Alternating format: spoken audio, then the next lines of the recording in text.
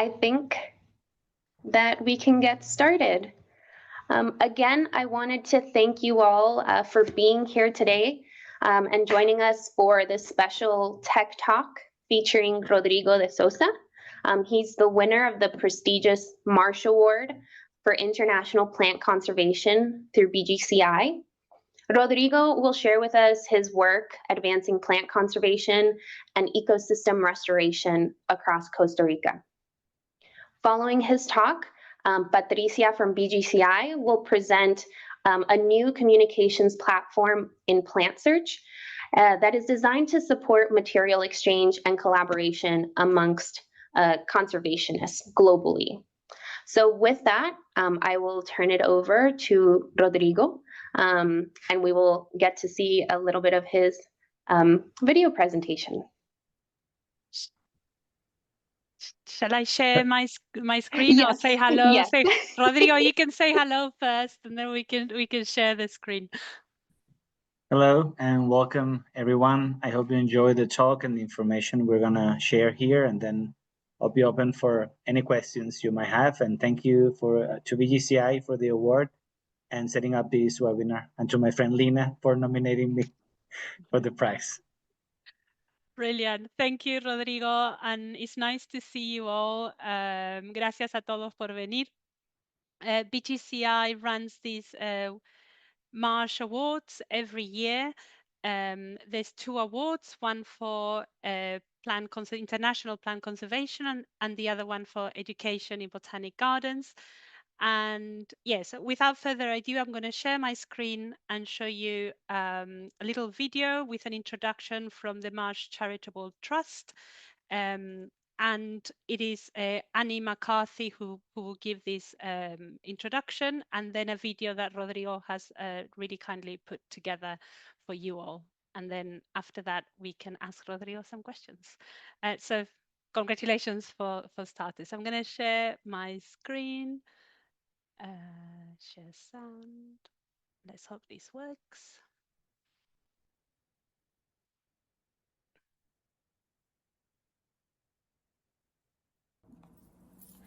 On behalf of everyone at the Marsh Charitable Trust, I would like to congratulate Rodrigo de Sousa on being named the winner of the 2025 Marsh Award for International Plant Conservation. To provide some context to who we are, the Marsh Charitable Trust was founded in 1981 as a grant-making body by our current chairman, Brian Marsh.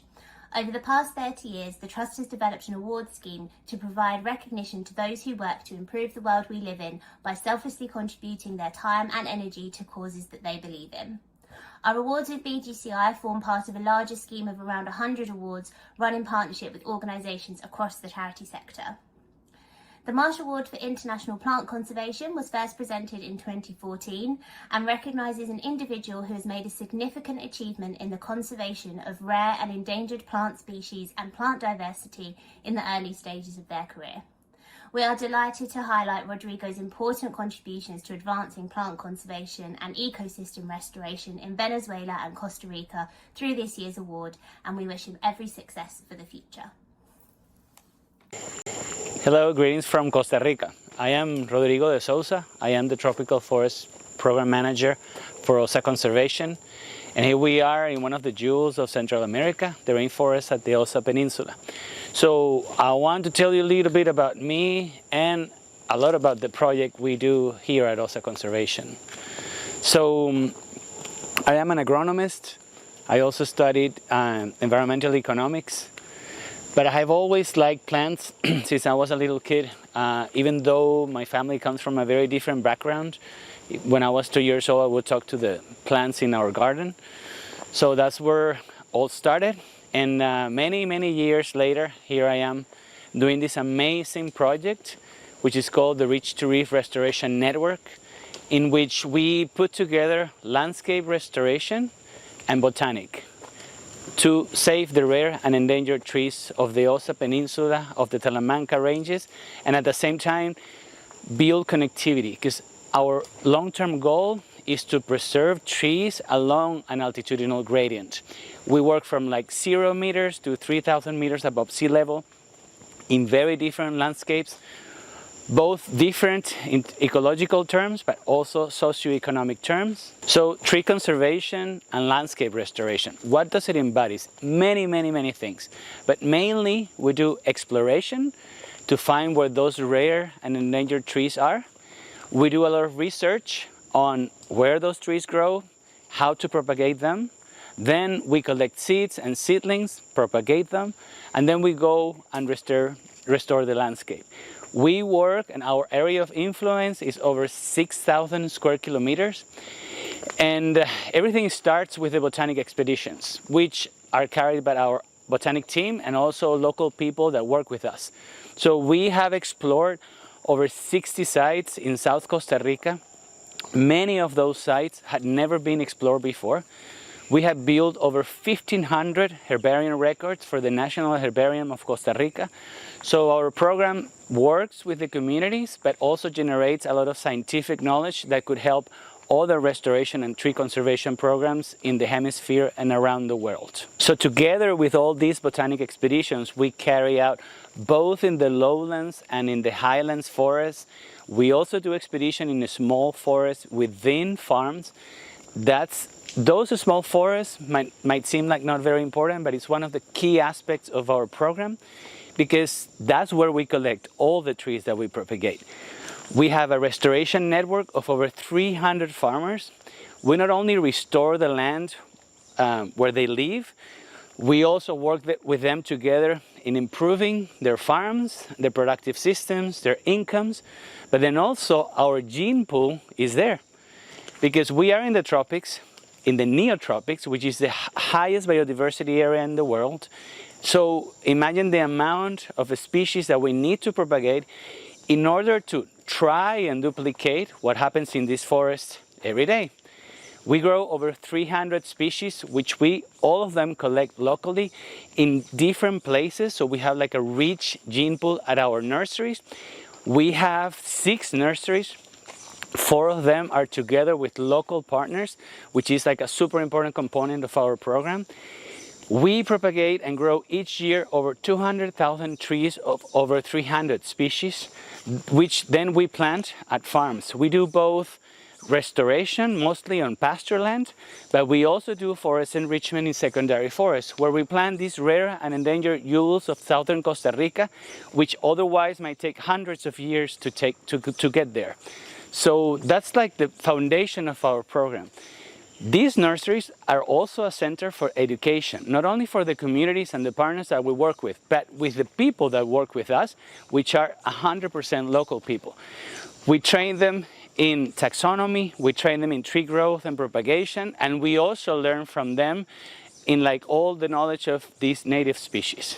Through this program, in the last 5 years, we have intervened over 350 hectares and planted over 400,000 trees, which for other landscapes might be easier to do, but in this landscape, remember, it's small farms, small sites, so to add up 400 hectares, you need to work with a lot of farms in a lot of places, many of them super remote. So having a great restoration team and alliances with the farmers has allowed us to get to this target. We don't sign any contracts with any of these farmers. Our contract is that we not only plant a tree, we plant and maintain the tree for at least 3 years. And that's how we keep our relationship alive with those farmers. We have had a dropout rate of less than 5%. So we are so proud of our program and the results we are getting. And you can already start seeing the changes in the landscape through Google Earth. So how do we restore? Let's say we have a riparian area inside a cattle ranch, super degraded soils, super degraded land. So we need to do a lot of line fencing, which is a great thing from the tropics, is that we have so many species that we can work with to do these fences that then become like small corridors. And inside those corridors, we mark and then plant all the trees. And maintenance, you can go to a site and you see grass and it's full of trees under the grass. Here the problem is not the rain, there is plenty of rain here, The problem here are the invasive grasses that were planted on these paddocks for cattle. So we need to control that and allow the trees to grow.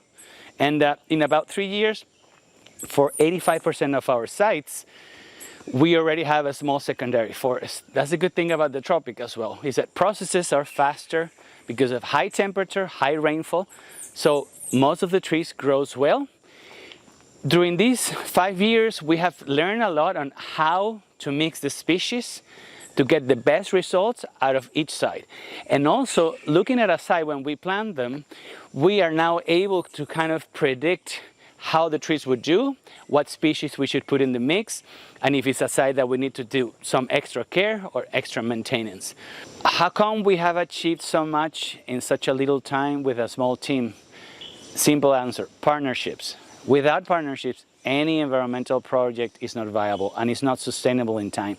So our partners range from national and international universities, botanical gardens around the world, local partners like the Ministry of Agriculture, the Cattle Ranchers Association, other producers associations that are locally based, all of the communities that we work with, and of course our donors, which help us with the funding and making all these projects possible.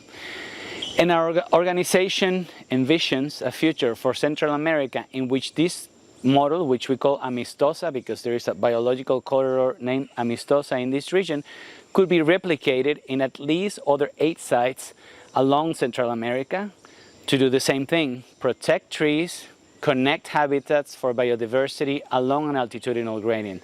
So that's our medium and long-term goal here at OSA Conservation. And I want to end this thanking you so much for this award. I was very surprised and very pleased. And I want to say, this is not, you're seeing this face, but I have a wonderful team behind me that works with me. Without that team, all this work could not be possible. With all of our local allies, it wouldn't be possible either. So these things comes from me and all the people that work with me. Thank you so much.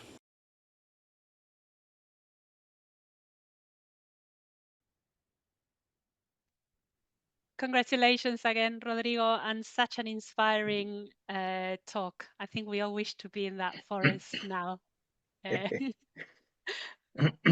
You're welcome. Yeah, it was my pleasure to do it and showcase the work that the team, our community allies, and all the farmers we do together in South Costa Rica. So Lina, I don't know whether you want to open the floor to questions. Yeah, absolutely. Now that we have seen and learned more about Rodrigo's work, I'd like to open up the floor to anyone that has any questions. Please feel free to raise your hand, unmute your mic, and share your video so that we can engage as if we were in person. And is everybody? If everybody's really shy, I can start it, Lina, if you want, because when I was listening to this earlier on, I was thinking, what if you had to choose maybe one or two? What do you think, Rodrigo, was maybe the biggest barrier in this process, or what are the biggest barriers to this work? Yeah, well, we are very fortunate to work in Costa Rica. I am from another Latin American country, and I can see how much easier it is to work here because of the value local people has for the environment and the environmental protection. So that's a big advantage for this program, together with being a country where there is a strong democracy and a strong rule of law, which also really helps in any environmental program. But of course, there are always barriers, and there are some people that might not be part of the program or might not wish to be part of the program yet. I feel the biggest barrier is that some farmers can perceive that giving away land for restoration means their incomes will decrease. What we're trying to do is to showcase that it's the opposite, that you can give away land for nature, improve the rest of your farm, and at the end, you can have a better income, you can have more cattle, more coffee, or more palm oil produced, and at the same time have high biodiversity levels So to overcome that barrier, we, together with the Ministry of Agriculture and the Cattle Ranchers Associations, designed a program called Farms for Nature, in which OSA Conservation gives loans to producers to invest in productive activities that are good both for productivity but also for biodiversity. We monitor these farms and they can get points for like biodiversity credits that we monitor. And this loan can be partnered up to 50% of the loan.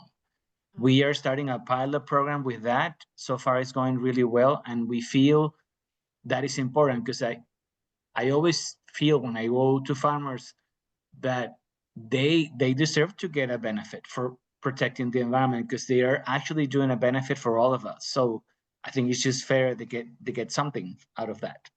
So yeah, so that will be the biggest barrier for me, I feel. Thank you.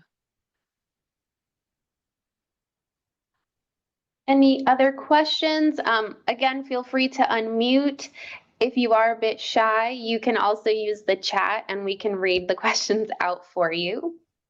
We also have some hand clap emojis for Rodrigo and his work, which I second.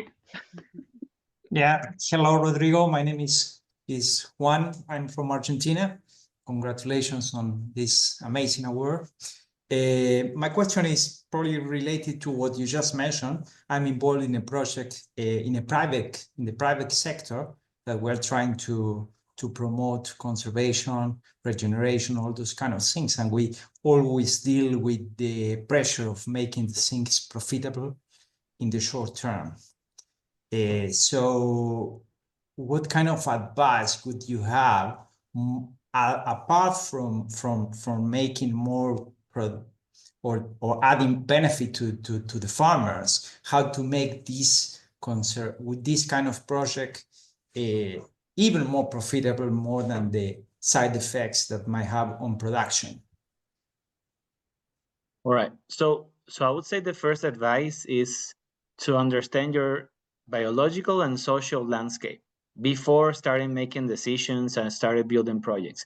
When we started this 5 years ago, we only had a goal to plant 20,000 trees. That was it. As years have passed by, we have learned a lot about from farmers, from communities, what things are important to them, what things are lacking in this landscape. So I think that's key, to read and understand the landscape, and solutions will come in the day-to-day work you do with your allies. So you can have like a start project, but keep it open for change and including new ideas. I feel in this context, so also understand what is driving deforestation or loss of connectivity habitat in the place where you work. In our context, that was just a change in coffee prices in the 80s that was caused by Brazil flooding the market. So it was something that didn't have to do with Costa Rica, but it really affected the ecosystems in this region of the country. So understanding that is like, it was key. At the beginning, I, of course, started approaching cattle ranchers, and sometimes in the ecological and biological fields, there is some resistance because they are seen as the ones who cut down the forest. And I'm like, all right, but they are the ones who live here.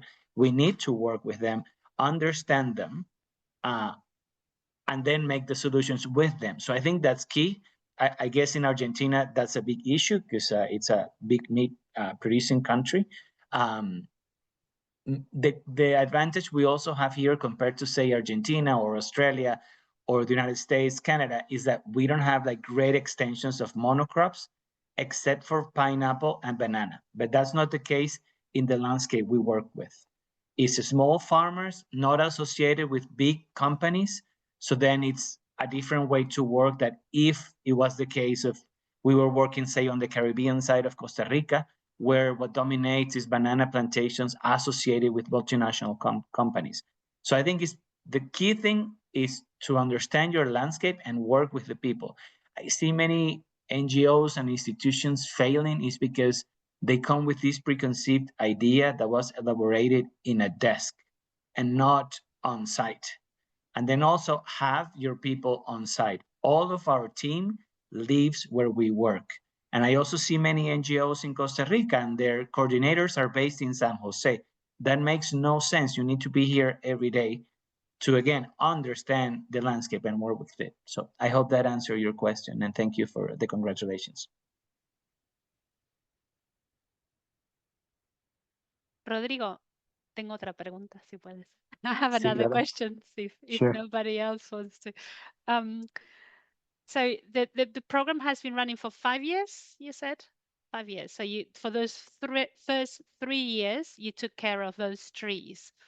Have you seen on those, so there'll be some branches, I guess, that you stopped taking care of the trees. Are those landscapes still there? Have they farmers, are those trees still there, or, Yeah. Very, very good question. And again, it has to be flexible. There was this farmer, it was the biggest restored site until next year. And his third year was last year, but this was a very difficult site with very invasive pastures. So he kind of begged us, please, can you stay with me for an extra year? And we are doing it. And we're glad we did it because we just finished the mortality monitoring and replacement, and it's doing really well. For cattle ranchers, in most of the sites, we have leave-in fences, and we keep on maintaining those leave-in fences. I think we will do that for maybe 10 to 15 years until the forest has grown. But now on those sites, it's a very young forest, and if you open it to cattle, they might, destroy it. So in that case, we have an arrangement with farmers that their commitment is to tell us when we need to fix the fence, and our commitment is to go ASAP to those farms and fix the fences. So again, keeping the relationship alive is just like a friendship. Doing, delivering what you say you would deliver. That's also key. And not promising what you cannot deliver, because there I always see mistake with many NGOs and institutions. They promise the world and they cannot offer the world. So I think with that, you start building that trust relationship, and the farms have no numbers, have the names of the owners. And I have my WhatsApp directory and it's all the names. Sometimes it's hard to keep track on all the names. We work with over 270 farmers, so that's difficult. But then it's like you start building a history with each one of them. So then a name has a history behind it. So I think that's how it works. We have had a dropout rate of less than 4%, but it's also really important to understand why those farmers dropped out of the program. I'm going to take an inside story of something that might seem so insignificant, and then how these little things are so important in keeping the relation. So there was this farmer, we already restored his land. So the guys went to do the maintenance, and there were no animals supposed to be there. So they opened the gate to that area and just left it open. It turned out there was a horse in there. The horse was not supposed to be there because, the horse will destroy the trees, but it was there. The guys didn't see it, so the horse escaped. The farmer's son got really mad at us because the horse escaped and he had to chase the horse, and he advised the father to stop working with us, and the father stopped working with us. So such a simple thing can have a big effect. So also, again, Juan, that's also an advice I give. We always think about grand solutions, and sometimes very simple solutions go a long way in this kind of programs. Yeah, and I think the people aspect is so important, isn't it? They are as important as the trees. Because we only work on private lands. We are trying to connect protected areas that fortunately this country has. So our project is aiming towards that, but we don't work in the state land, only private land. So that's the beauty of it and the challenge of it as well. Amazing work. Okay, I think we have time for one more question, if anyone would like to ask. If not, I do have one, but I would like to open the floor.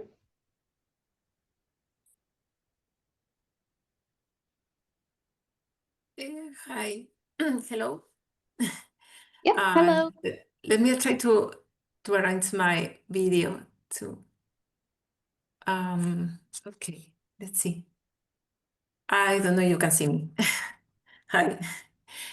Yeah, if you don't mind, I would like to talk in Spanish. Is that possible? Yeah? Okay, thank you. So I am not really in the field of botanics, but I am Rodrigo's friend, and I've been lucky enough to visit his project with my family. So first of all, I wanted to congratulate you on receiving this award because it is really an impressive work. I say it as, I've witnessed this project and I see it is exciting to see how you've been able to work with all of these communities.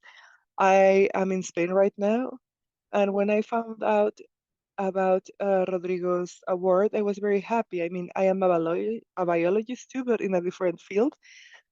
And something that really catches my attention from what Rodrigo said is that they work mostly with the private sector, not necessarily receiving any state funds.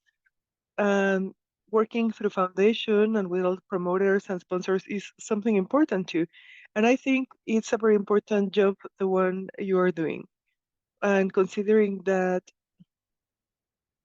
you have the interest of farmers or agronomists or those working there, I truly believe that this is an amazing job that I wish could be extended to Central America, because Rodrigo, as you mentioned, this is a very ambitious project. And I also have a question on what Patricia mentioned. How can we continue? Like, because I know that's what all these projects intend, especially in an organization like this. But anyway, I just wanted to congratulate Rodrigo. And if you haven't visited this area, I invite you to go. I would like to go again. So thank you. Lina. So in the long term, we need to think of this credit program just to try to expand this. And we're going to think about other options to expand this program without limiting to just the work we are doing. But we need this to be an incentive for farm owners.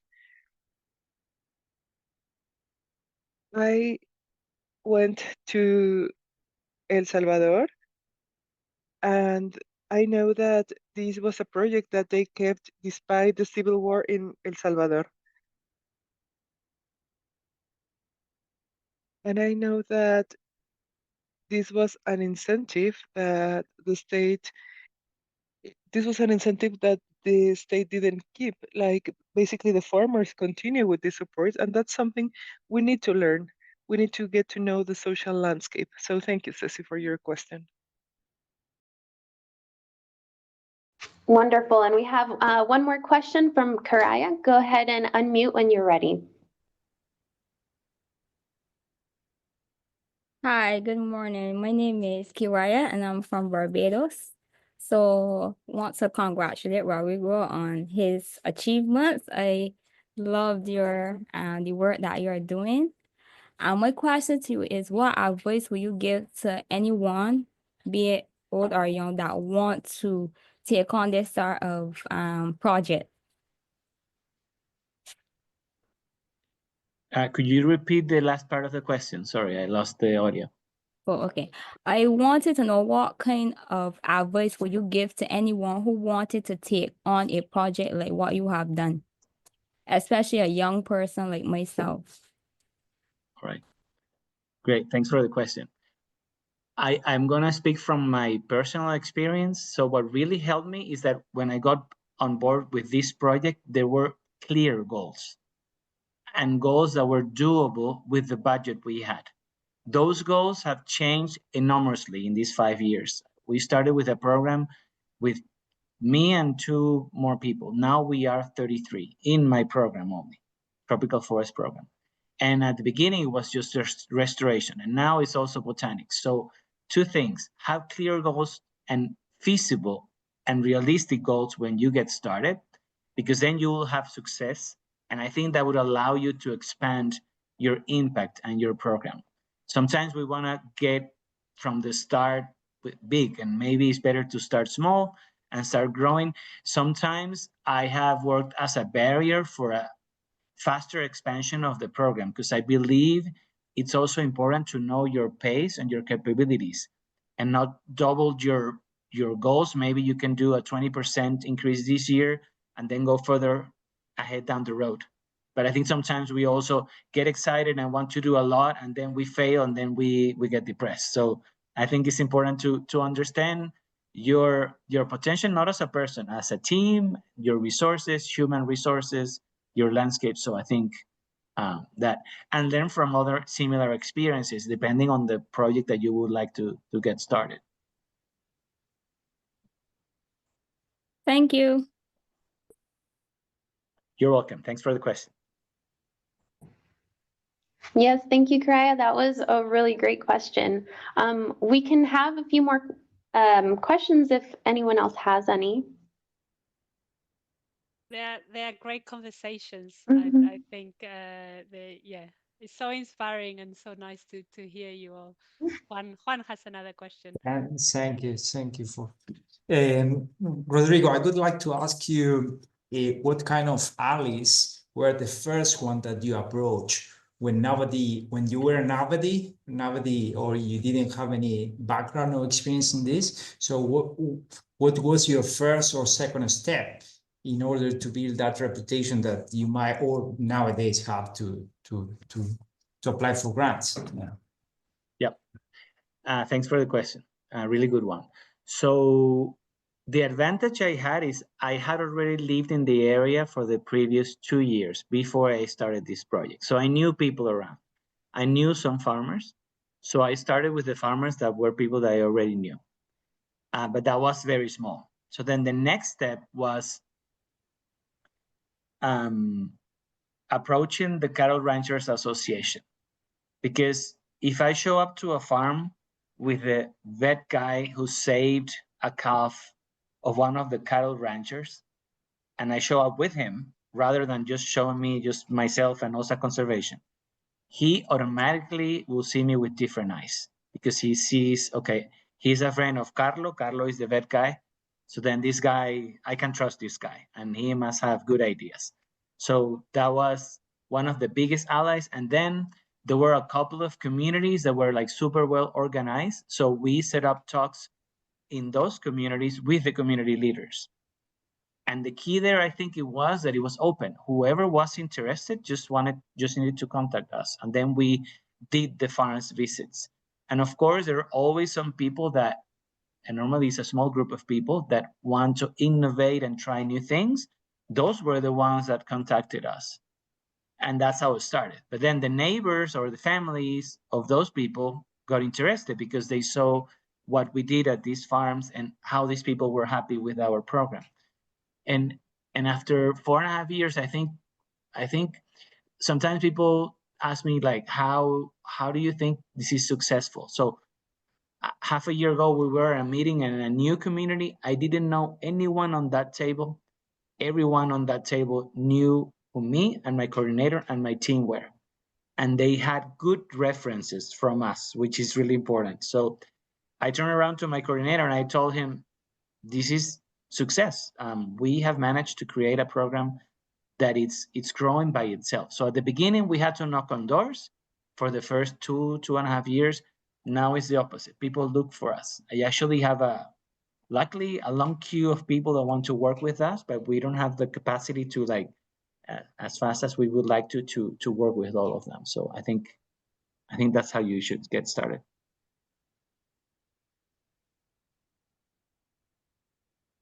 Well, I think that is the perfect pivoting point. Thank you so much, Juan, for such a great question. So now I would like to move us to Patricia, who will be presenting the new Plant Search Communication Facility. Like I mentioned earlier, Patricia is from BGCI. She is the head of membership and conservation services, who will talk to us about the communications platform in Plant Search, which is brand new and designed to support material exchange and collaboration among conservationists. So I will now turn it to Patricia. Gracias, Lina. ¿Me pueden escuchar bien? porque Lina me dice que me escucha bajito, pero Sí. espero que sí. Y una cosa, Ya está Patricia, mejor. perdón. Sí, If anyone wants to have my email address, just ask BGCI. I can totally find if you share it with whoever wants to be in more touch with me and our project. So thank you. Good, because I have a slide at the end with your face big and Good. email address. brilliant. Okay. And also I would like to say to close the ceremony of the Marsh Awards in this one is to say the Vesta, who is the recipient of the Marsh Awards for Education in Botanic Gardens, will be presenting in the International Education Congress is happening in Korea very soon. So congratulations to both, and thank you so much for the Marsh Charitable Trust for their support in this. So as Lina said, do I continue in English or Spanish? I don't know which one. What shall we do, Lina? Do I continue in English? Shall we do it in English? And then do we have a question? No, I know. That's my hand gone up for some reason. Right, so I'll continue in English just to maybe facilitate things, and then questions or everything can then come back in either language. So I'm going to share my screen. So BGCI manages a set of databases to help botanic gardens and conservation practitioners on their work. And one of them is called Plant Search. It's freely available for you to use. And I am gonna share my screen. And this is more of a demonstration of what's available. And you can see my screen. So Plant Search has information about the ex situ conservation, the ex situ collections that botanic gardens and similar institutions have. The data is provided by the botanic gardens themselves, and you can search for any taxa. I'm from Argentina, so I usually go for Nothofagus because I like that genus, and you will get a list of the collections that gardens have around the world, and you can do different things like I want to see Nothofagus that are threatened, and then you can see that, for instance, Nothofagus glauca is in 23 different botanic gardens and arboreta around the world. If you log in and create an account, you can also see more information. If you are linked to a botanic garden, or another organization with collections, you can also see in which other institutions those collections are held. So you can see that Nothofagus glauca is in these institutions. And in a few months ago, we added this part into Plant Search that allows you not only to see where these collections are, if you are a staff member of a botanic garden, but you can also request information or material from them. And this piece, this new development in Plant Search, it has been funded by Cambridge University Botanic Gardens, so we thank them for that. If you're not linked, and I'm not going to have the time to show you, but if you're not linked to a botanic garden, you can still request information or material. It's just that you're not going to know which of these 23 or 37 or 20 organizations have them, but an email will be sent to those organizations. So as a botanic garden, I'm going to go to a different one. You can say, okay, I want to request material, and because I am currently in the UK, I want to request material from, let's say, these two. And then you continue. You put your information, where do you want that that material, what sort of material. So you could say, okay, I want seeds, or I want some material for doing DNA analysis. And you would say, for what is the purpose of the request, and you would say, this is a test. I'm going to put in here because these organizations are going to get my my request. Apologies from BGCI, but you could say in here, my project is about conserving X, Y, and Z, and I need this material for something. And then you would continue, and you will click in the terms and conditions. The gardens themselves can set their own terms as well, and they can upload their material transfer agreements through the platform. Just bear in mind that the BGCI takes no responsibility on how the material is exchanged. We are only facilitating it, and the gardens themselves are under no obligation to reply or even share material. Not everybody has the capacity to do this, so please bear that in mind. I am not going to go through their request because they will receive a request from me. But as a garden, and also as when you request material, if you go to my requests at the top, I can see some of my archived ones that I did before. You can then look at the different requests that you've done, and there is a messaging part of this that they could say, you know, Betchbury actually replied to me saying, I'm afraid we don't have surplus plants of Nothophagos alexandria, and I messaged them back through the system. So it works, and the gardens can accept and have in the garden part of the platform, you will be able to see here the different requests for information or material that come in. I don't have any because this is a test garden. And you can then manage this through time. And the whole idea of this is to make sure that the material in gardens can be used, for instance, for between gardens, but also with other conservation organizations. And the skills and the information that gardens hold in their organizations of how to grow plants, how to propagate, and so on, can also be shared to help projects like the one Rodrigo is still in. So please use it, and we're here to help you if you get stuck. And more importantly, what we need is gardens to upload the information. So any of you who hold permanent XC2 collections, please upload them onto Plant Search. So because then we will know who has what, and we can collectively save more species in XC2 collections, and share this information and skills that you all have.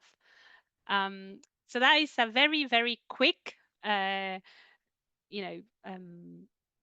presentation. I do have some videos that you can go more slowly. I think I did one in Spanish. There's definitely in English. I'm not sure that I did one in Spanish yet, but they are online and you can access them if you get stuck. I'm going to stop sharing my screen, Lina, and then I can answer some questions if anybody has any. Thank you. Yes, if anyone has any questions, please feel free to unmute your mic and ask away.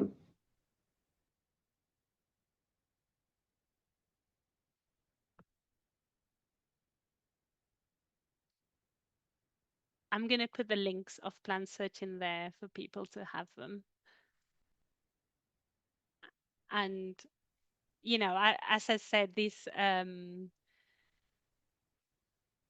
without the data of gardens putting and updating it, you know, the more data and the more updates we have of the platform, the more useful will be for everybody. And also by using this material exchange and also information exchange as a researcher, you can use it even if you're not linked to a garden. You can also request information or material. And by the gardens themselves answering through the platform, we are able to then globally monitor the material exchange, and if there's any big barriers for that across borders in particular, we can then push for scientific for barriers on material exchange to be lowered. But yes, use it and give us a shout if you need any help. We have a shy group today. That's okay. Well, I will also share Patricia's contact information in case anyone has any questions later on. Maybe I'll give it, 30 seconds in case someone's working up the nerve to ask. Creo que Juan tenía. I have a question here. Yeah. I'm involved in a project to build a botanical garden. Actually, a garden that has been already planted 40 years ago. And I'm I'm going through the challenge of turning into a botanical garden commercial. So my question to the BGCI organization is, what kind of support as a new project or new or potential botanical garden, what kind of support we can get from this organization? So we have different things. So we have a lot of materials online that you can access, particularly when setting up a new botanic garden. And I can definitely share those links now or later on. And depending on where in the world you're setting it up, I guess that's a good where it is, you'll have different challenges. We have also small grants that actually open now for botanic gardens and any botanic gardens and conservation organizations.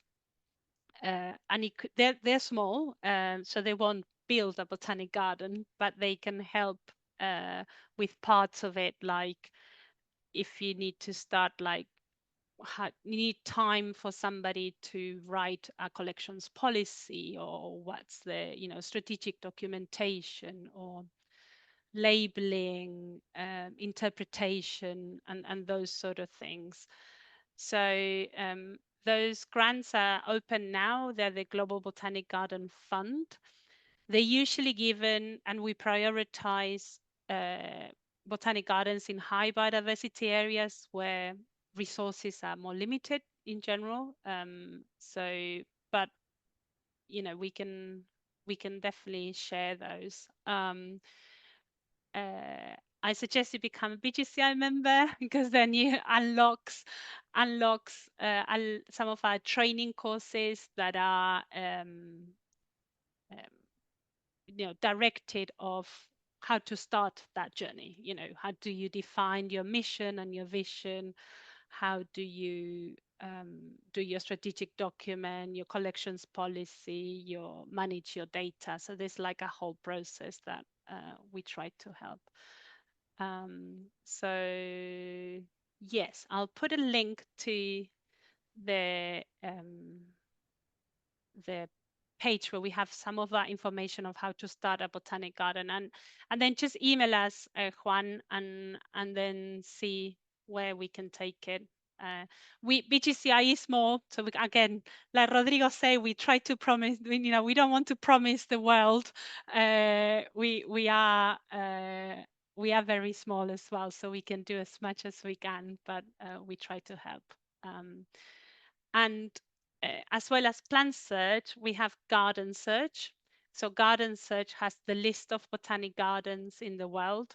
So if some of the gardens in there, like projects that are just starting, also have like, we have them listed as proposed botanic garden in, you know, and you usually have a name. So depending on where you are on that spectrum. Yeah, hope that helps. We have a lot of information online, and then I'm gonna put another link there for you. Patricia, I think I found the link for the plant search communication facility, and I shared it. Just confirm for me that I got it right.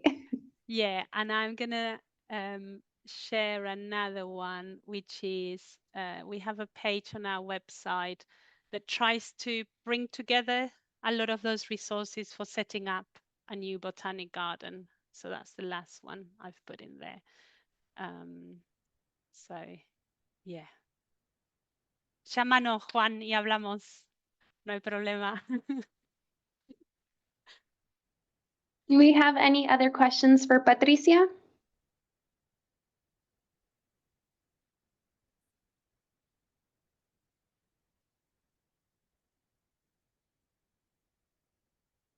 No? Okay. Well, like I said, feel free to reach out to her and BGCI. Before we end our day, again, I wanted to thank you all for joining us. This webinar, or Charla Técnica, or Tech Talk, like I like to call it, is being hosted by the Caribbean and Central American Botanic Gardens Network and with BGCI. So because of that, I wanted to provide some exciting updates from our region in case you didn't already know about it. So every 2 years, we host our Botanical Bridges Congress, or Puentes Botánicos. This next one will be in April 2026. So just in a little bit less than a year, from April 20th to 24th in Santo Domingo, the Dominican Republic. If you would like to stay up to date with news about the Congress, please feel free to subscribe via my QR code.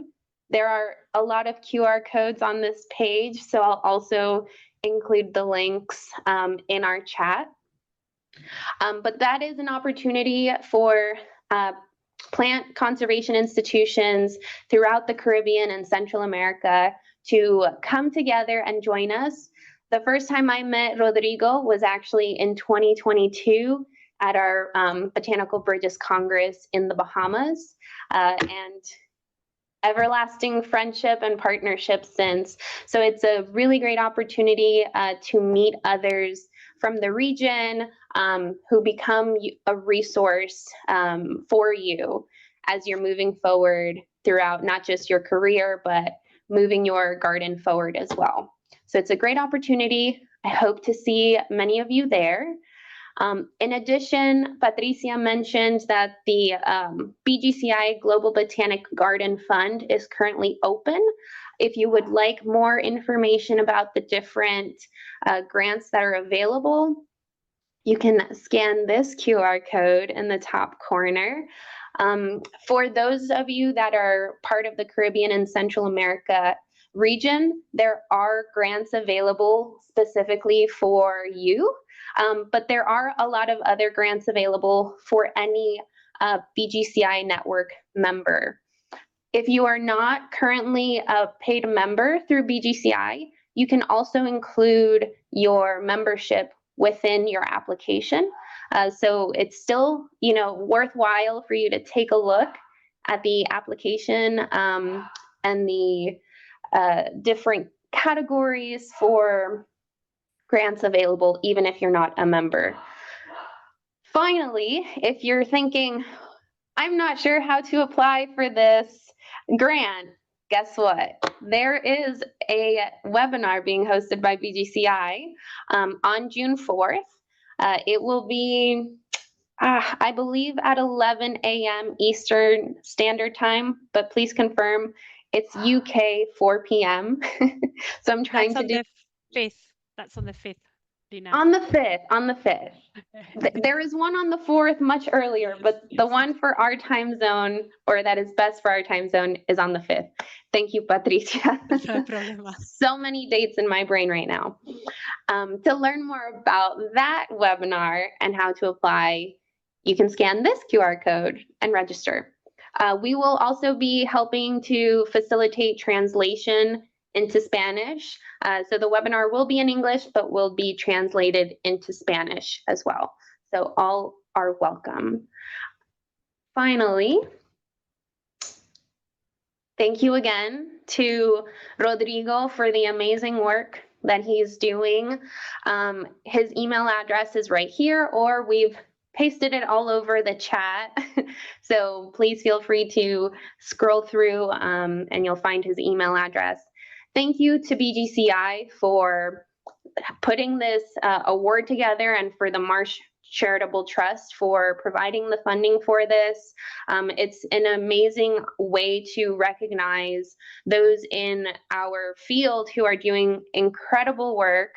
And I'm just so happy that I was able to help share the amazing work that Rodrigo is doing, because not only he, but OSA Conservation and his entire team truly deserve recognition for the great work that they are doing. So thank you so much. Thank you, Lina, for organizing. Yeah, thank you. Thank And you, thank you, Lina. Patricia, for sharing the tool with us. It's just one more way that we can all work collaboratively together, make information more accessible to truly be able to move forward in plant conservation. Thank you. All right, thank you everyone for being here with us. Bye.